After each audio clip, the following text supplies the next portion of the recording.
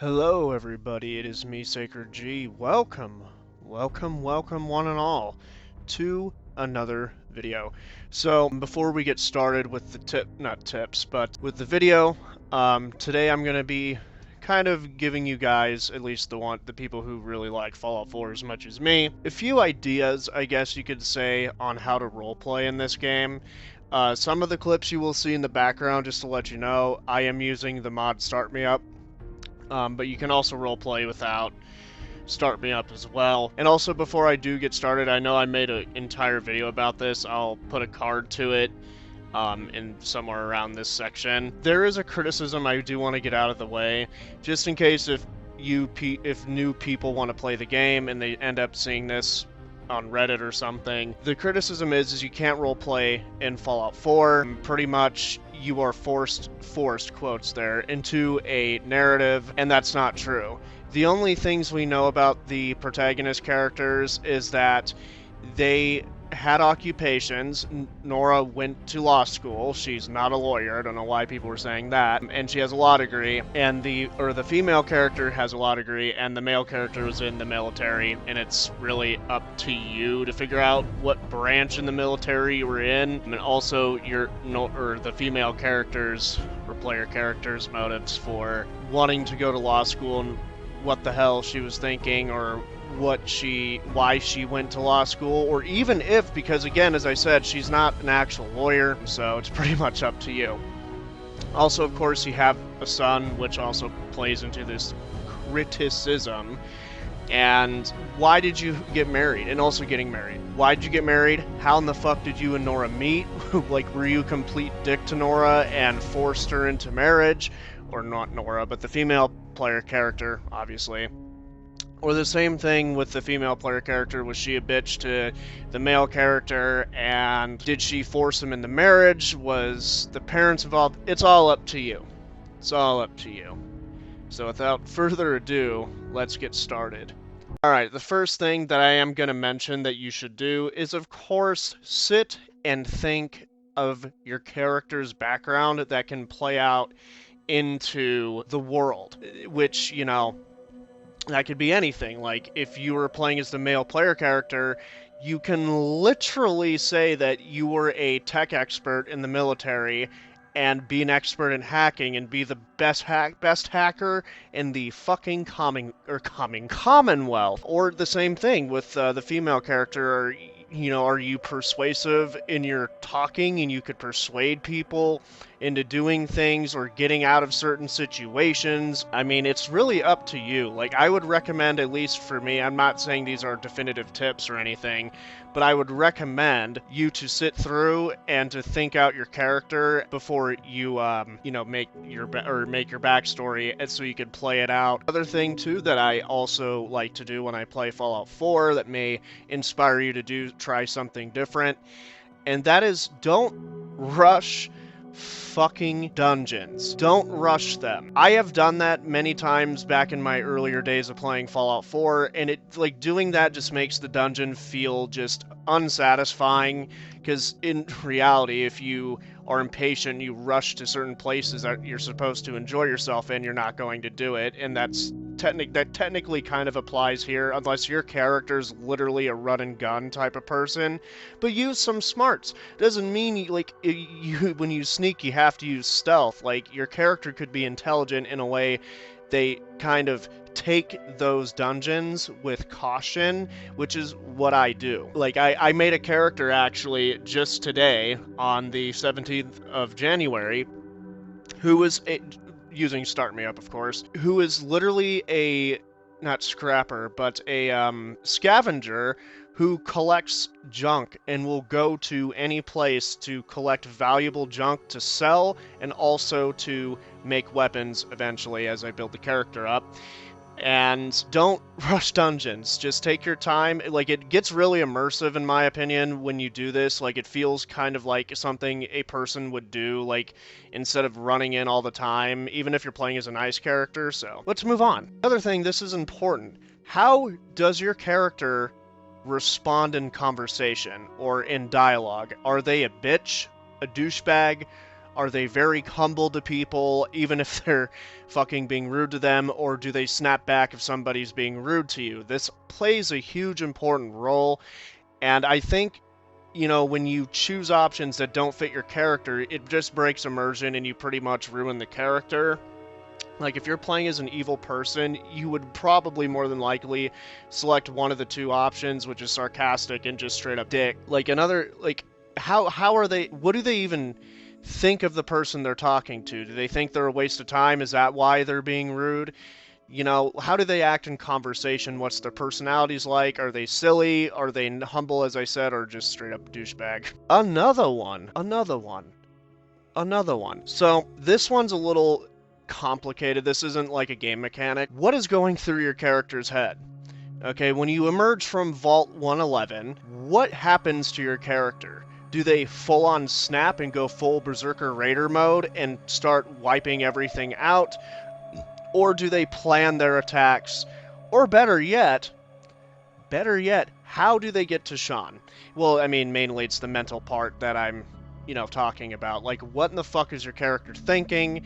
Like, what do they want to do? How do they think of the Brotherhood of Steel? Like, what weapons do they prefer? Do they straight up hate laser weapons and prefer bullets? Or do they prefer lasers over bullets and just say, fuck the bullets, bullets are for pussies? Like, having mental or thinking for your character helps out a lot in terms of immersion and also role playing, because if you like, for an example, my character I made a raider character who is not going to kill everybody, but he is joining the Minutemen. I literally had him join the Minutemen, help a settler that Preston sent this character to, and I came back, completed, you know, helping quotes there, helping them out, and I was like, okay, in his mind, this is a perfect opportunity to wipe out settlements and claim them for himself. And that, actually, just thinking of that, is the most evilest thing you could do. I didn't even know you could do that. I thought the NPCs would become essential once you join the Minutemen. But no, you can do that. You can literally fuck over the Minutemen by helping the Minutemen. So you're basically weakening the Minutemen by wiping out the settlements, and Preston doesn't know a fucking thing about it. And that is the most coolest thing ever. But, like, what is going through your character's head? You know, during situations, are they like, this place seems interesting, should I check it out? Or, oh, this place is too dangerous. Oh, not only that, like, are they afraid of ghouls? Like, when they first see a feral ghoul, will they attack it, or will they try to avoid it at all costs? I mean, actions and the mental, like, thinking for your character plays a huge role in role-playing. I know I mentioned this before. I want to talk specifically about actions. When you do something in the game, and, like, for an example, you help a settler, you kill a settler, your actions are what makes your character as well. I think more so than just, you know, dialogue. Dialogue helps, of course. Like, if you kill, for an example, okay, if you kill Solomon, the chem dealer in Diamond City, or the swatter seller, what's his name? Mo Cronin. You kill those people, and also Arturo Rodriguez. If you kill any of those people, the hugest consequence and decision, the consequence is you won't be able to buy anything in Diamond City, pretty much. And if you're strapped for caps, you're going to be fucked. So your actions pretty much do have consequences. I mean, if you're killing, like, you can even have a character who does the right thing, but is also a terrible human being. Like, they can end up killing somebody they just helped. They can end up stealing from somebody they just helped. They can end up, you know, giving, if you're doing settlement stuff, to people they just helped and all that stuff. You know, or again, as I said, you know, in the point before, you can avoid enemy types. If super mutants are too scary for your pussy-ass character, if that's the character you wrote, then guess what? You can avoid them. Nothing in the game is telling you you have to attack them. So, the actions are the most important part, so choose your actions wisely. Also would like to throw in this little fun tidbit. Does your character just outright steal in the middle of the day and not give a damn who sees you? You could do that in the game, and you can end up running from Diamond City, let's say, or Good Neighbor, in a shootout. You don't have to kill everybody there, but you can like have a shootout as you escape. Just another pointer, just wanted to throw out there. So another one, again, not a game mechanic, but it goes with the mental thing. What kind of foods does your character like? Like, what kinds of veggies does your character like as well? Do they straight up hate Nuka-Cola and avoid it every fucking time they see it? Or do they actually love Nuka-Cola, and every time you see a Nuka-Cola machine, your character just rushes straight to that machine and takes the motherfucking Nuka-Cola, whatever flavor it is, hoards it, drinks it, sells it, whatever it is your character's going to do. Like, you can literally have specific food types for your character, as I said with weapons too. Like, you have food types with your character, like, let's say, you know, they get out of the vault, they kill the radroach, you take the meat. You can say, he or she tried the radroach meat, hated it, just outright hated it, so they will never ever have it again. Or eat it again. Or, you know, you could also say that they're a huge-ass fan of Blamco mac and cheese, and they love their food, and they will just hoard it and take and eat it. You could have multiple food types, food types your character can like. You could say they just straight up hate veggies, or they like potatoes over melons. You know, like, I know this is not gameplay mechanics. Like, this role-playing doesn't just have to be gameplay mechanics. It's all in your imagination, pretty much. And you could do this shit in the game. Let's move on. Another one, too, I want to add is companions also play a role in the type of character you're playing as. Like, for an example, the Raider character I mentioned is traveling with Kate. Also, another thing about companions, some of them actually have special abilities. Like, for an example, Kate is good at lockpicking, or not good, but she can lockpick. So you could tell her to lockpick if you're terrible at it, like my character is, even though he's a Raider. And I have him, I give all the bobby pins to her, so I could tell her to go unlock safes. And Nick Valentine is good at hacking, just in case if your character just sucks at hacking or can't hack at all. Either one sucks or can't hack at all. Like, and also these companions have certain personality types for your character. Like, again, Kate, by far my favorite companion, she is technically kind of raidery. So she's more for, like, Raider types of characters that you'll make. Piper's for characters that want to do the good thing in the world and help people out. Nick is also in that same camp as Piper. Paladin Dance. Paladin dances too. Strong, not so much. So yeah, the companions that you take with you, and not only, like, because of these abilities and their personal beliefs, like, the way... Like, for an example, Paladin Dance, I think, is good for Brotherhood-oriented characters, because it makes you feel like you're a part of the Brotherhood, and you have one of your brothers, you know, coming along with you, and you're going on a romp in the wasteland, you know, wiping out those motherfucking synths. Motherfucking synth bastards is right. Every single one of them. Sacred G. Every single one. Or those goddamn super mutants, or those ugly-ass feral ghouls, and feral. Like, companions really speak for your character as well, so... Because, again, you know, your actions actually affect the way they think of you, so just keep that in mind as well. Alright, this one's going to be a little short, but of course factions help out a lot. So, there are 4 faction types, of course, in Fallout 4. You got the Institute, the Brotherhood of Steel, the Railroad, and the Minutemen. Minutemen are all for helping people, so if your character is into that sort of thing, so the Minutemen would definitely be for you if you want to rebuild the Commonwealth, or if you're a militant character and you actually have your character just straight up hate synths, was not impressed with Nick Valentine, since he actually really didn't help you find your son. Like, he wasn't impressed, so you treat him like shit, and you pretty much kill all synths, and super mutants. Like, you hate Strong and you will never have him follow you.